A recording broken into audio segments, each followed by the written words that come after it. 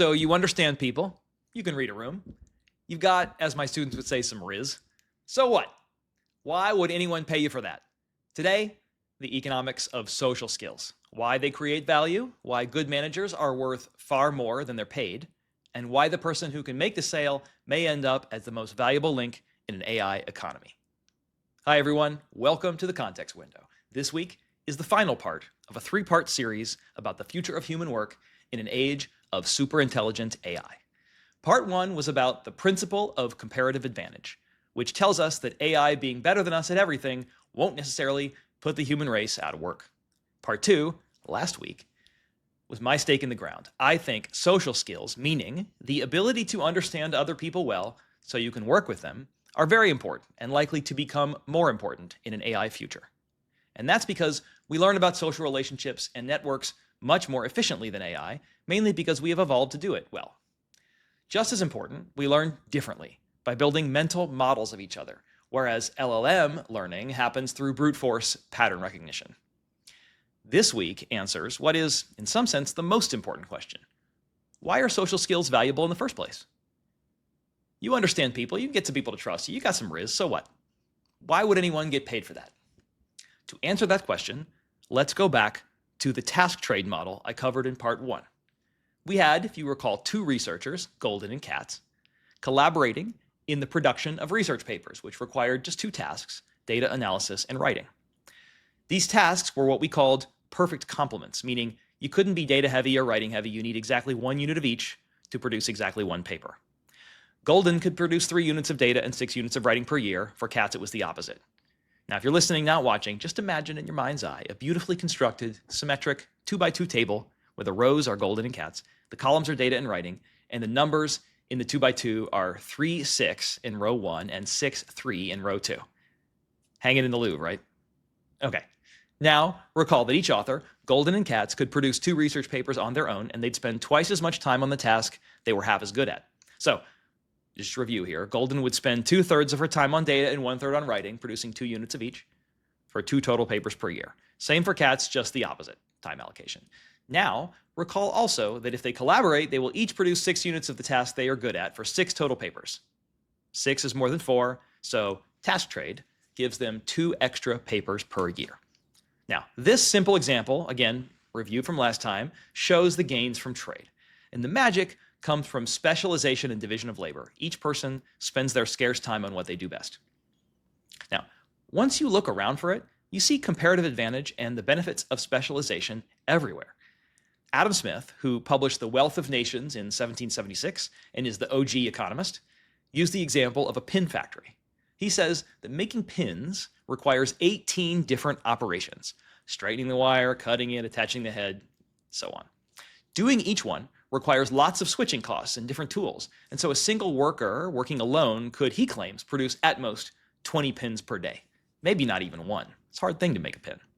But in the small factory Smith visited, 10 workers specializing across the 18 operations, each doing one operation, could go really fast, and the factory could produce 48,000 pins per day in total, he claims. 48,000 versus at most 200 if they worked alone. Smith argued that the benefits of specialization were limited by the size of the market. 48,000 pins a day. That's a lot of Downton Abbey wardrobe malfunctions. You see the impact of market size on specialization and how we define work and what counts as an occupation. A rural carpenter, Smith would say, does many kinds of woodworking. We would just call them a carpenter. Whereas in a large city, you might have cabinet makers, carvers, wheelwrights, wagon makers. Why? Well, everybody wants something slightly different when they come to the carpenter. If only 1 out of 20 customers wants a wheel and you only get a few dozen customers per year, it's not economically viable to be a wheelwright. So you call yourself a carpenter and you say, look, wheels are my love language, but I guess I can do cabinets and wagons if that's really what you want. And you spend a little bit of time on each of those things, never getting to specialize in the thing you love best, wheels. But if you live in a big city, there are plenty of customers needing all kinds of things and you can just jam out on wheels all day, every day. A more modern example is doctors. In small towns, most doctors are general practitioners, or what you might call family medicine. Bigger towns have specialties like cardiology, let's say. And then major cities like Boston have interventional cardiology, electrophysiology, cardiac imaging, vascular medicine, cardio-oncology, heart transplant specialists. You get the idea. And all these are specialties that require multiple years of training and result in very high quality medical care because specialists can really invest in learning a few things and doing them really well.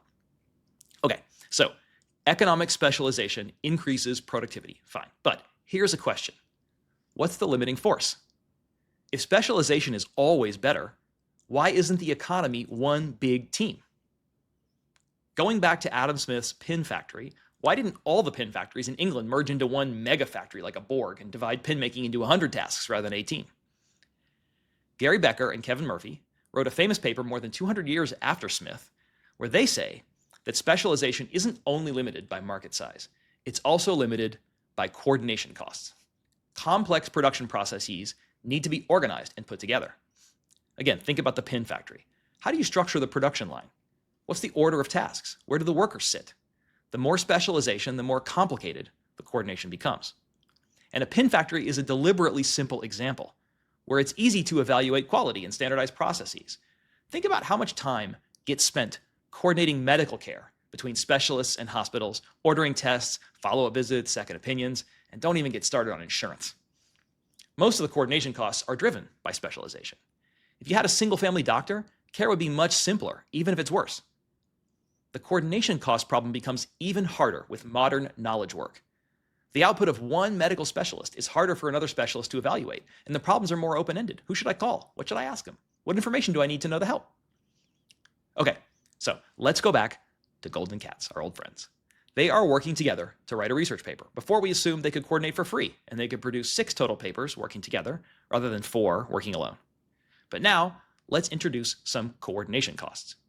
And to do that, we're going to borrow again from Ricardo and the analogy to international trade.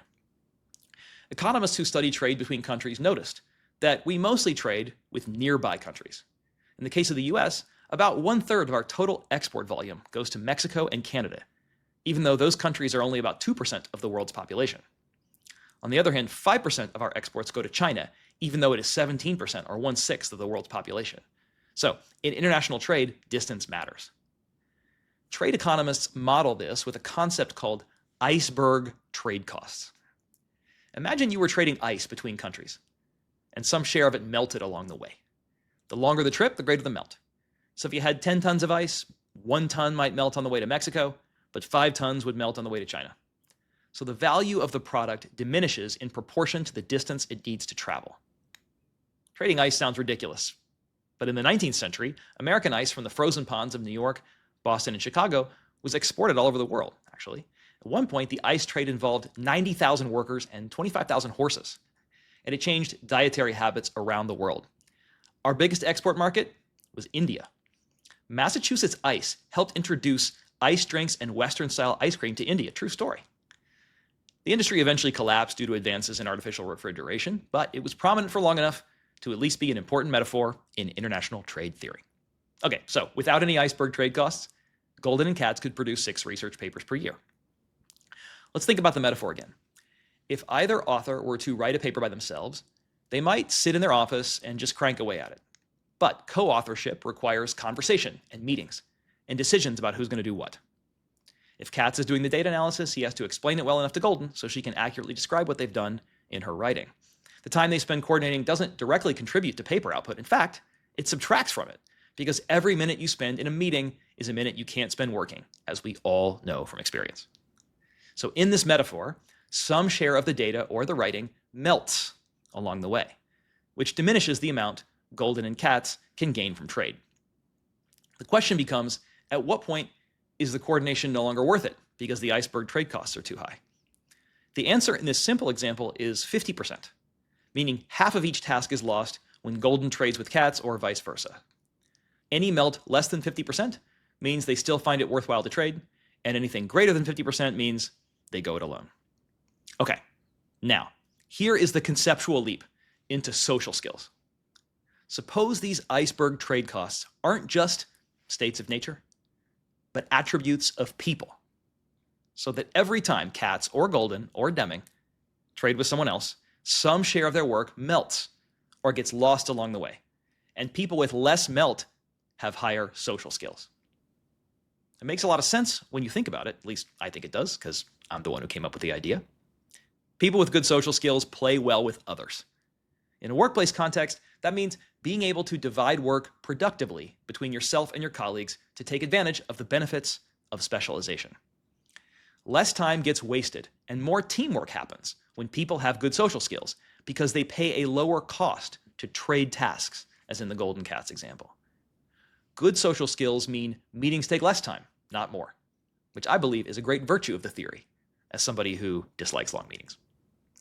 Here is another subtle but important implication of treating social skills as lowering coordination costs or trading tasks with other people. People with greater social skills are more flexible and adaptable. Why? Because the right division of labor in a collaboration doesn't only depend on what you are good at. It also depends on the strengths and weaknesses of your teammate. In the example from part 1, Deming did some writing to pair with Katz's data analysis, achieving gains from trade, even though Deming was worse at both tasks. If Deming were to instead work with Goldin, he'd be doing the data analysis rather than the writing, because that is Goldin's strength. Right? So what he does depends on what the teammate is good at. More broadly, a good teammate knows how to get in where they fit in. Said another way, if you insist on playing the same role in every team you're a part of, you probably don't have good social skills. You're not taking into account the strengths of your teammates. You're inflexible. Now, going back to the lessons from part 2, you can see how being good at social learning would make you a better teammate. Lowering coordination costs means figuring out how team production should be organized. Who is going to do what? That requires you to know your own strengths and weaknesses, but also to figure out the strengths and weaknesses of your teammates, and to know how everyone on the team can best slot into a complicated production process. This requires all the social learning capacities we discussed last week. Inverse planning, meaning reasoning backward from people's behavior to figure out their goals and beliefs, and efficiently reasoning about larger social networks and hierarchies from a small number of observations and conversations. Okay, I just walked you through the model in my paper about social skills, minus all the diagrams and Greek letters. But even that model, with the abstruse mathematics that economists love, was deliberately simple. Too simple, really. For example, it was a model of lateral teamwork. No management, no hierarchy, even though, as we all know, most workplaces have bosses. But luckily, I think the same logic actually applies to management. To be a good manager, you need to figure out your workers' strengths and weaknesses and deploy them to their most productive uses. You also need to figure out how to organize workers and do a production process that gets things done as quickly and competently as possible. These are broadly the same skills as being able to work well in a team, because you have to understand others' motivations and be very attuned to relationships and social hierarchies. At the Skills Lab, where we develop scientifically valid measures of soft skills, like PAGE, the emotion recognition test I mentioned last week, we create a simple test of what we call economic decision-making skill. This measures your ability to allocate scarce resources to maximize output, which is the economic in economic decision-making. The test, which we call the assignment game, asks you to play the role of a manager, assigning workers with different skill sets to different tasks. You're shown some information about how good each worker is at each task, and then you make a one-to-one assignment of workers to tasks, and you get paid according to the total output, so better assignments get you paid more. So again, in this Goldin and Katz example, which is really very simple, you could assign Goldin to writing and Katz to data, or you could do the reverse. The first assignment will get you paid more, let's say $6 rather than $3 if you were getting $1 per paper, which sometimes feels about right. So the test is like that simple example, except that the assignments are 3 workers by 3 tasks, or 4 by 4, so many more possible choices. And you don't get all the information right away, or in an easily digestible format, which makes it much harder. I'll spare you all the gory details, but you can take the test at skillslab.dev if you want to see for yourself. The point is to test people's ability to make good choices about resource allocation. In the real world, workers don't have numbers stamped on their foreheads to tell you how productive they are. But still, a good manager needs to be good at noticing what their workers are good and bad at, and to have intuition for how to assign them to tasks or jobs in the best way. So we tested the predictive power of this assignment game. First, by bringing a bunch of people into our lab and randomly assigning some of them to be managers and others to work for the managers. And we discovered that managers matter in the sense that some people are reliably better than others at improving their group's performance when they are in charge. We also discovered that our test, the assignment game, was the best predictor of managerial success. Only assignment game score and IQ predicted managerial skill, not personality characteristics, not demographics, not much of anything else. Here's another interesting finding from the paper. We actually had two conditions for selecting managers. The first was random assignment. The second was self-nomination.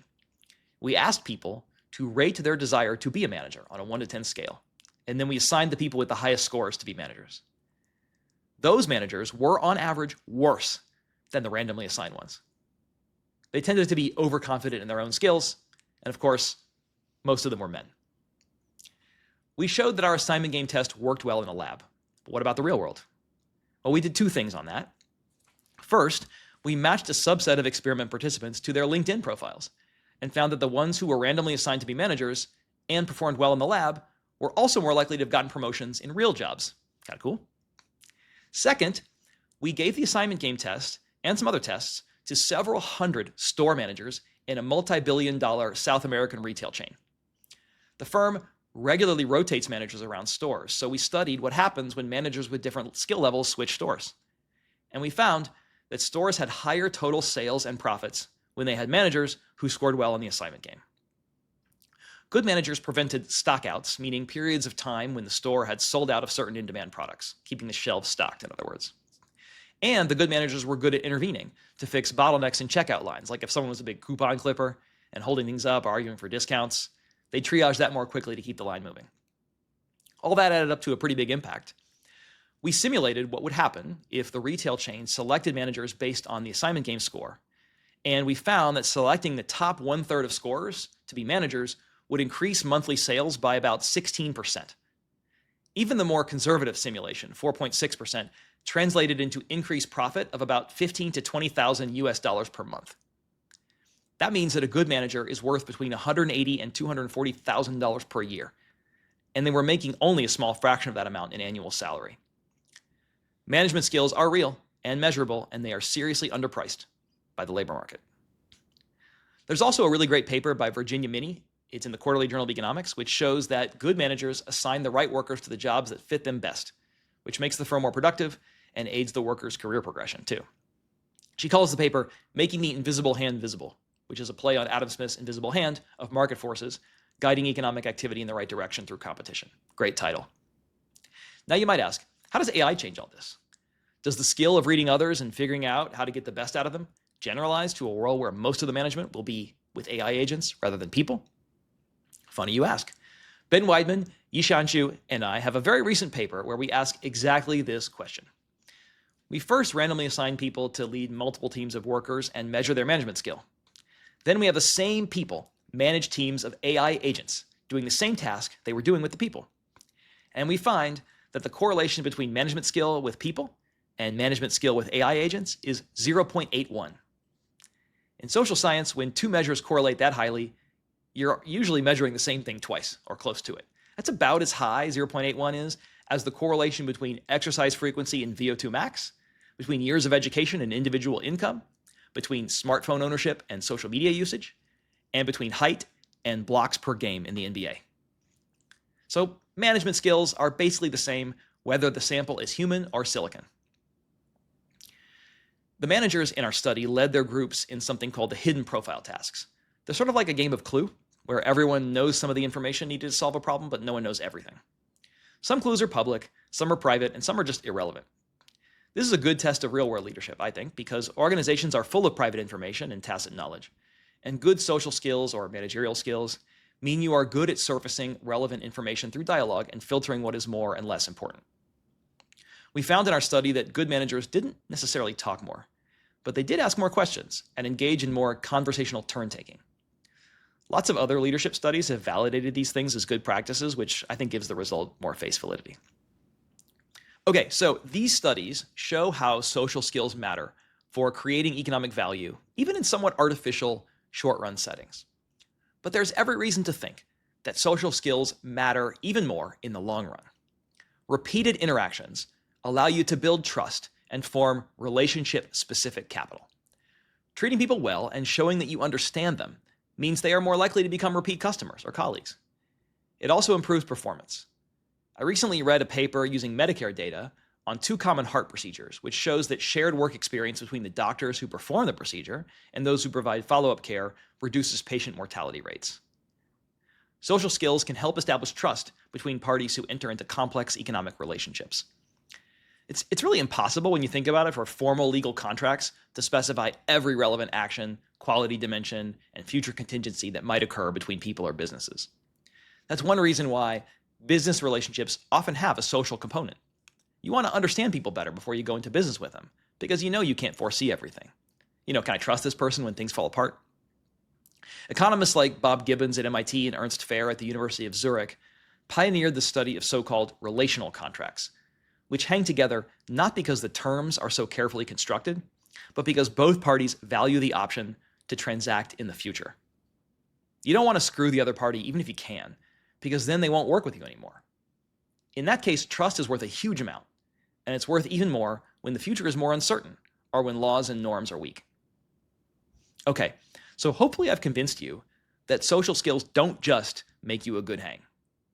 They create real economic value. Social skills help you coordinate teams to make the best use of everyone's time and skills, and they are especially important in the long run because they help you build trust and maintain long-term relationships that allow complex economic arrangements to persist, even in the absence of formal contracts that exhaustively specify every contingency. So, what about wages? That's the million-dollar question. Comparative advantage guarantees that humans have some role as long as AI has an opportunity cost, but it does not guarantee that that role will pay decent wages. Wages are much harder to predict than employment because they depend on the scarcity of different skills in the economy, and also on how these skills get combined into tasks and how tasks get combined into jobs to create final output, what economists would call the production function. Matthew Barnett, then at Epic AI, argued in a viral post last year that AGI could drive wages below subsistence level. Now, I want to be clear. This could happen. Nobody really knows, including me. But what I want to emphasize is that it isn't necessarily true. It depends on assumptions about the production function that may not hold. Now, this is a pretty technical topic, so I'm going to try to give you a simple explanation without getting too much into the math. Bear with me. The conclusion that as AI gets smarter, human wages keep falling towards zero depends on a critical assumption. Namely, that AI labor and human labor are perfect substitutes, meaning you can just combine them in arbitrary proportions to generate some final output. The Epic AI post effectively assumes that if AI supplies, let's say, 20% of the effective labor in the economy, then it will earn 20% of the total labor share of income. So as AI gets better and does more of the tasks and jobs that are previously done by people, the human share of income would then fall smoothly until we eventually earn very little. And that's because they assume that production operates according to something called a Cobb-Douglas production function. The details really aren't important. But the thing is, lots of production processes don't actually work like that. The Nobel laureate Michael Kramer famously wrote a paper called The O-ring Theory of Economic Development. This is a reference to the Challenger shuttle, which infamously broke apart shortly after liftoff because the O-ring seals in a joint in one of its rocket boosters got too stiff due to the unusual cold that morning. And we all know what happened next. That explosion happened when hot pressurized gas leaked through the O-ring seal. And in that case, even though hundreds of tasks were performed correctly to launch the Challenger shuttle, a single mistake was enough to cause catastrophic failure and tragedy. Kramer's point with this example was that a lot of economic processes are like that. Let's take surgery, for example. You can make the right diagnosis, you can have a good plan, you can administer the right dose of anesthesia, and you can run a technically perfect operation on the table. But if you forget to sterilize the equipment and your patient gets an infection, the whole thing fails. Another example could be, let's say, a complex enterprise software implementation, where you get everything else right, but a single security vulnerability jeopardizes the whole company. O-ring processes are everywhere. And there's a recent paper by Josh Gans and Avi Goldfarb that explores the implications of O-ring automation for employment and wages. I won't get into all the details, but a key result in their paper is that partial automation can actually cause human labor income to rise, not fall. And intuitively, that's because automation of some tasks scales up the value of the ones that can't be automated. They become important bottlenecks in an O-ring process because everything has to be done right. And this is where social skills may come back in. If AI can do the analysis, put the presentation together, write the memo and the follow-up report, and implement complex back-end software, the relational judgment and people skills to make the sale may be the highest value input in the production chain because AI is leveraging it up. In that world, you might have fewer total workers, but the ones who can build trust and make that sale will be massively productive and highly paid, precisely because the other tasks are getting automated. All that said, O-rings can't save us if AI eventually gets better and cheaper at social interaction along with everything else. In that case, we're cooked. But what happens in between now and then depends on assumptions about the economic production process that are hard to verify and probably can't be predicted, no matter how good you are at math. This concludes our 3-part series on work in the age of superintelligent AI. I really hope you enjoyed it. I know I did. Next week, I'll be sitting down with Tino Cuellar, incoming director of the Center for Advanced Study in the Behavioral Sciences at Stanford, formerly the president of the Carnegie Endowment for International Peace and a justice of the California Supreme Court, and currently a trustee of Anthropic's Long-Term Benefit Trust and member of the Harvard Corporation. As you might expect, it's a wide-ranging conversation about the law, immigration, AI, and governance in higher education. I think you're really going to enjoy it. See you next week.